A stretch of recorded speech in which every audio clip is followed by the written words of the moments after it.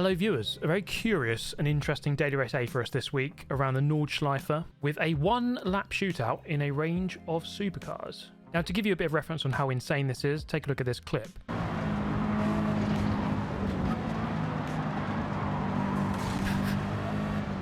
So this race has come up a few times in the past and is always chaotic. You may have noticed I'm about 52,000 subscribers away from the big million. Help me get there. But without further ado, let's jump into the first race.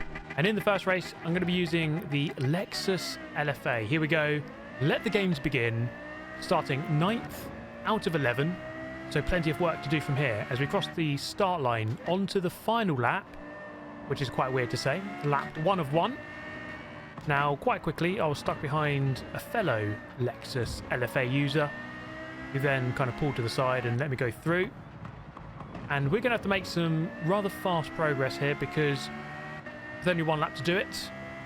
You don't really have much time, particularly. Maybe 7 minutes, roughly, for one lap here. Now, into this one, you can see this NSX kind of just goes straight on a right-hander, which isn't advisable. But that's where the fun ends because we're about to get run wide onto the grass, back across to the other side, and we're going to lose a couple of positions. It just shows you the pitfalls and perils of this race circuit, of which there are many. So heading down the hill, back into 9th position, make that 10th as the Supra barges their way through. So I'm back down to a lower position than where I started, which is not ideal at all. But there is further carnage going on just in front. So there's always a chance on this kind of race. It really does always play out like this, where there's lots of little clusters, and usually they're just asking for trouble. One or two of them are going to go off, as does this guy in the Mazda. There's one position back, and here's going to be a second one in a row, past the NSX, and make that 3 in a row because the LFA gets a poor run. So up into 7th, now up behind the Supra, trying to find a way through. I'm going to try and get a nice exit out of this one as we head towards the Niki Lauda curve, side by side then with the Supra. And this move is certainly not done by this point. I have to leave him room on the left hand side as we run through side by side. And then on the brakes, job done, up into P6. Now coming up this hill, flat out section for a good 20-30 seconds or so. As we come through here, I think this guy decides to put himself on the outside and then just drive off the track. Luckily for me, I put him a little bit further back, and I thought out of slipstream range until he got a bit of a bump draft, and then he went for it into muck curve, and I had to kind of back out. He goes flying into the wall, right off the side of him, and I've lost one and gained one at the same time. So remaining in 7th place, it was not the tidiest move of all time. But we are going to continue here, keeping the car just about under control through Shootout. And then getting a nice little switch back on the NSX to move back into 6th place. And we now have to try and pull away before the long straight at the end. 6-second gap to the car in front, which I did not catch up. There was a yellow flag, so I was thinking there might be a chance here of overtaking someone who had crashed. But that proved to not be the case. I was quite close to doing so. Ultimately, after a very chaotic race, I came through to finish in 6th place. That was even worse than I was expecting it to be. Got through to 6th, but my goodness, the filth in that race. Now the filth I was hoping wouldn't be so apparent in race number 2. However, you're about to see that that was not about to be the case. Starting this one 10th, around the final corner in fact, in the Lamborghini Diablo. Now scanning forward immediately, we've already got a car off onto the grass, losing a handful of positions. And as we touched upon previously, a cluster has formed rather quickly. We're going to have to try to get through this as swiftly as possible. A 3-second penalty for the F40 up there in 6th place. Bit of contact with the car in front as we go through this section here. Now running down the curb here, I'm going to go into the back of him and basically kill him. Shadow realm the guy. Poor soul, as we've got another F40 there in the wall, facing backwards. Just another common sight you'll find on a race like this. Now I found myself up behind the NSX and the F40, wasn't sure what to do. Turned out I didn't have to do anything because they both kind of ran each other wide. I then got overtaken by this guy as the F40 comes flying back across the track. So I've gained a few, I've lost one. It seems like this Mazda Fusion is the go-to car in this race. At least it seems to be a car at the front as well. An LFA spinning. Again, another common sight you'll find on this one-lap shootout. Towards the end of the lap, I was looking for this overtake. I was being a bit aggressive now, looking for the gap, which, to be honest, in that instance, wasn't quite there. Get run wide a little bit there and go back down to 6th. So in trying to get a position, I lose one. Then went for a massive dive bomb there, which, in all honesty, was never ever going to work. And so we eventually had to settle back into 6th place. Now, I suppose the main job at this point of the race was to try to remain in touch with the top 2, or these 2 in front of me, which promptly did not happen, as you can see here. With my rather nonchalant expression, with my imminent death, I actually managed to bounce off the wall and continue going. And all that did was put my good friend back on my tail. He went past me, I went back past him on the final straight. But it turns out this was the guy I rammed off on turn 1, so I thought, you know what, let's give him back that position, because that's only fair. The next race, we jump into the SLR McLaren Mercedes. See how this thing fares. 9th on the grid. Again, started behind that final corner, which is a bit annoying, but it is quite a short starting grid here at the Nordschleife. The F40 wants no longer part in this, and so pulls off to the side. So we can do battle here from 8th position. Now, this is the bit where I overtake the NSX. Now, this is actually the clip I showed at the start of the video, or at least this is the couple of seconds that precedes it. So you can check out this. As the NSX comes flying up the inside, I kind of just turned away just to let him have it. It was a bit of a dive, but you know what, I thought, okay, it's all yours. Once again, it's formed into one of these clusters, as you can see, which pretty much never ends well. And this is case in point of that. This is not going to end well for the 5 cars directly in front of me here, as I'm about to go from 8th to 3rd. As pretty much everyone there finds a way to shadow realm themselves in beautiful style. And I couldn't quite believe my luck, as that was the easiest 5 positions I will ever get. And is it not such a beautiful sight to watch 5 of your opponents send themselves into the wall without you having to do anything? Traditionally, that would have taken the entire race to try to overtake all 5 of them, but I did it in about 2 seconds. Amazing. Now, nothing else to really report. At the end of that race, I managed to come through to finish in a solid 3rd position. Okay, it's quite clear I'm not going to win the race from the back because the guy at the front is way too fast. I'm going to have to qualify, and I'm going to do so in what looks like the most overpowered car here, the Mazda RX Vision. Now, jumping into the Mazda, my first attempt to drive in this car wasn't totally successful, as you can see here, really getting a large portion of oversteer and meeting the wall. But eventually I was able to hook up a lap and set a 6:57, which should be good enough for somewhere towards the front of the grid. And then on my second attempt, I knew all I had to do was try and beat this Ghost by a little bit, and I made a mistake through that sector, so I gained quite a lot there. And at the end of the lap, it turned out to be a 6:55.597, and that lap time put me second on the grid for the next race. Now, this next race, wow, this one was rather incredible, and you know, this race is always a bit chaotic, and if you're towards the front, it becomes a bit more strategic, I would say. The chaos tends to be in the second half of the order, and then towards the front is actually a very strategic race. The main strategy right now is simply trying to keep up with the car in front, with the aim, with the intention of slipstreaming past at the most opportune time, namely the dotting the long straight at the end of the lap.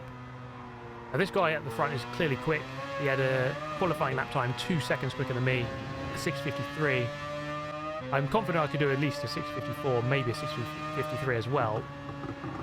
And so I was doing my best here to keep up with this guy, and managing to keep in the slipstream, which is always very useful. We both made a bit of an error there through Bergwerk, Arenberg, sorry.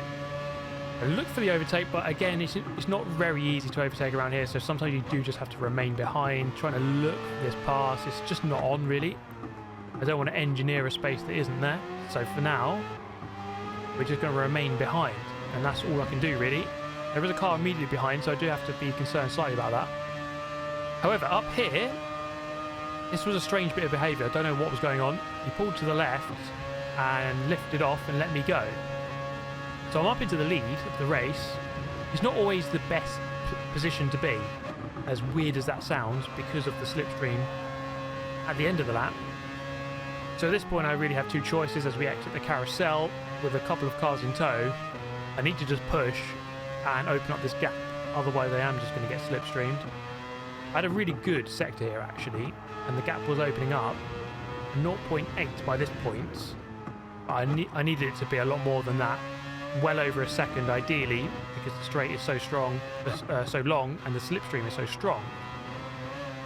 And therefore, this last bit of this lap needs to be perfect, pretty much. The gap is about, you see there, 0.9. As we got through the Kleiner carousel, towards the final corner before the straight, the gap opens up suddenly. It looks like the F40 had a really poor run through that corner, really bad exit. So I've got 1.4 seconds, 1.5 seconds here as I go onto the straight. And honestly, this looks like enough. In my mind, this was enough of a gap. However, the thing working against me was that there wasn't only one player behind me, there was two. And so bump drafting became a thing. And that gap is about to come down very quickly. You see it was 1.3, down to 1 already, 0.9, 0.8. And it's almost exponential difference at this point, as now that Mazda pulls out from behind with incredible momentum. There's nothing I can do to prevent this. And he goes through right at the last opportunity. And I'm hoping for a mistake here through the final couple of corners, which doesn't look like it's about to happen. So I have been overtaken right at the end, and there was not much I could do. It was such a fine margins race. Finishing a disappointing second. It was quite amazing watching this replay and seeing how far back this guy came from. It looked like he was about 2 seconds back. And I think he played this correctly to bump draft the F40 to get himself closer, and then to pull out at the correct moment, keep the momentum. There was just enough of a gap there to go from right to left, take the lead of the race. It was pretty much the perfect storm, and he managed to take the win away. But we're going to try and go one better here. Now immediately, the SLR McLaren pulls off to the side, and I go into the lead. Now you might think this is a boring race from here, but I can assure you it definitely was not, as I'm in quite close competition with another Mazda RX Vision, which is going to go for the move here as we head towards Schwedenkreuz. And there he is on the right hand side. I'm going to have to concede this one, as he does have the full overlap on the right hand side. And I move back to second. That's not too much of an issue. We've seen, of course, that being in second isn't the worst thing, but I ideally don't want this guy to get away, and that's the main reason that I want to ideally be back in the lead, to try and control the race if at all possible. And so we're going to get the slipstream back and go around the outside down the foxhole, and eventually, whilst leaving space on the top of the hill, we get the position and move back into the race lead. So things looking okay by this point, but it's still not easy. You still have to tactically work out what you're going to do towards the end of the lap, which we are at now, through the Kleiner carousel.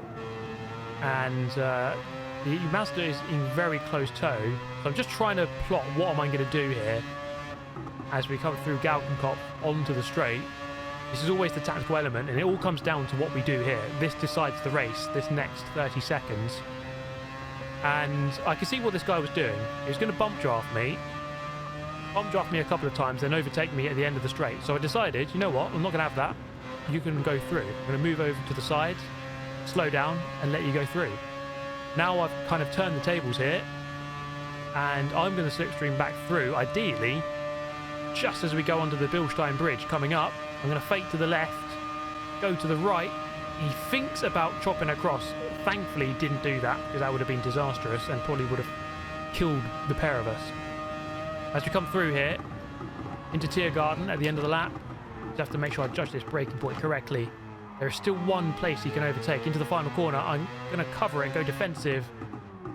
But after doing so, we come through the final corner, secure a great win. Get in there, Lewis. Had to fight for that one. Had to really fight for that. I thought he was going to run me off the road completely then when he went for that little half block, but didn't quite do it. So fair play. It was a good race. All right, one more race. Let's see if we can do it in the SLR McLaren. Let's do it. Now, I wanted to try winning in a car that isn't the Mazda RX Vision. In every race I did so far, the RX Vision was pretty much the winner every time. So I thought, you know what, let's just pick the car I like the most and see if I can win in that. And on this occasion, the SLR McLaren is the one I liked. Now, this car, I would say compared to the RX Vision, it has, overall it's pretty good. I would say it's a bit worse on handling. It doesn't quite turn as well. And also, maybe the gearing isn't quite as favourable around here. It seems to be a little bit slow out of some of the corners, depending on which one you're at. But we're going to try and do our best. Once again, the main strategy, when you're in second at least, is just to, at the minimum, stay in the slipstream of the car in front and not let them disappear out of that range. So to this point here, 0.7 behind, still trying to make the benefit of that slipstream. Actually closing up on the brakes there. So staying in a good range to the car in front.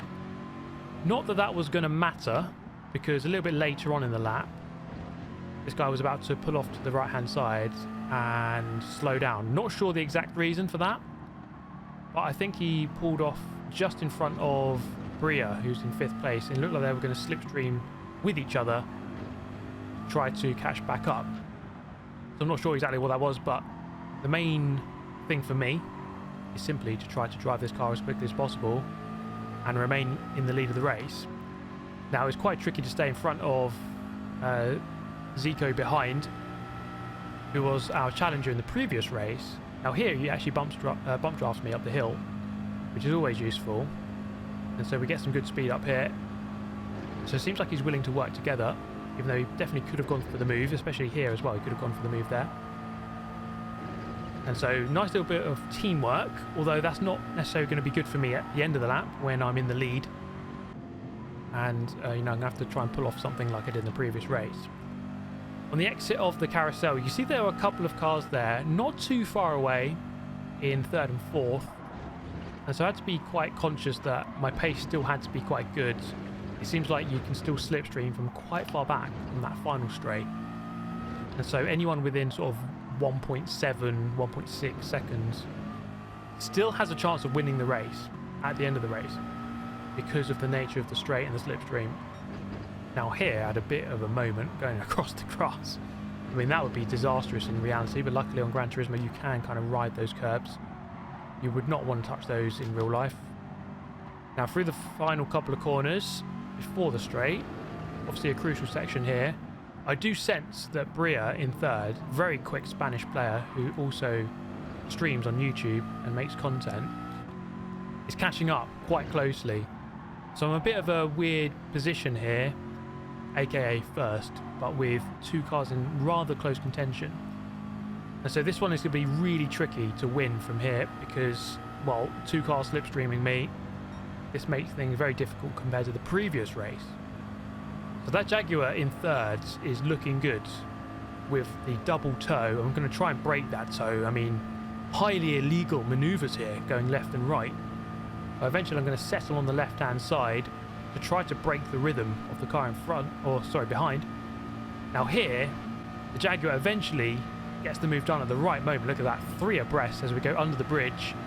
And I'm going to get done here, again, right at the last moment.